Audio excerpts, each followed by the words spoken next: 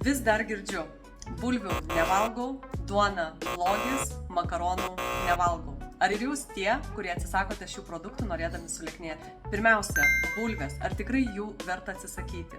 Jeigu bulvių traškučiai, bulvytės free ar kitos gruzintos, krūdintos bulvės, šių produktų vertėtų atsisakyti. Bet jeigu mes valgome virtas, keptas orkaitėje bulvės, jų nevartojame kiekvieną dieną 2-3 kartus kaip garnyrą prie subalansuoto patiekalo, tai bulvė tikrai gali būti mūsų racione, ypatingai šaltuoju metų laiku, turi šildantį efektą ir gali padėti išvengti noro saldumynams po pietų ieškojimo, o gal kažko skanaus. Ir kalbant apie tarkuotų bulvių patiekalus, tikrai daugeliu kyla, o kaip cepelinai, o kaip plokštainiai, ar šių produktų reikėtų vengti. Tai jeigu norime išlaikyti normalų kūno svorį visą gyvenimą, tai tikrai tai neturėtų būti kasdieniniai pasirinkimai, o daugiau šventiniai patiekalai. Kodėl? Todėl, kad juos dažnai valgome su riebiais padažais, todėl, kad šie produktai tikrai nevalgomi su daržovėmis. Ir gaunasi, kad patiekalas yra nesubalansuotas, jau nekalbu apie tai, kad pats starkis apsunkina mūsų organizmą.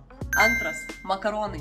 Ar verta atsisakyti makaronų? Makaronai tikrai geriau negu bandelės. Rekomenduoju makaronus rinkti ne kaip pagrindinį patiekalą norintiems sulieknėti, bet kaip garnyrą ir valgyti kartu su daržovėmis bei kombinuoti su baltymais turtingų maistų. Trečia, duona. Ar jos verta atsisakyti? Geros kokybiškos duonos tikrai neverta atsisakyti. Atsisakyti verta batonų, bandelių, bulkelių, visų šitų mielinių gaminių, kurie turi savyje daug cukrų, mažai skaidulų, suteikia mažai sotumo jausmo, mažai naudos, bet daugiau žalos.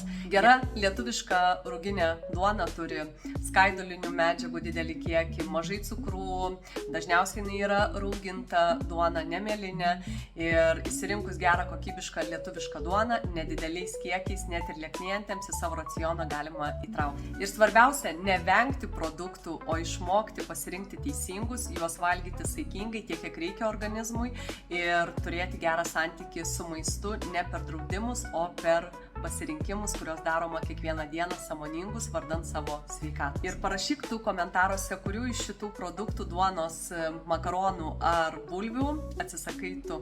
O gal ne vieno neatsisakai, spausk like, dalinkis su draugais ir rašyk komentare daugiau patarimų.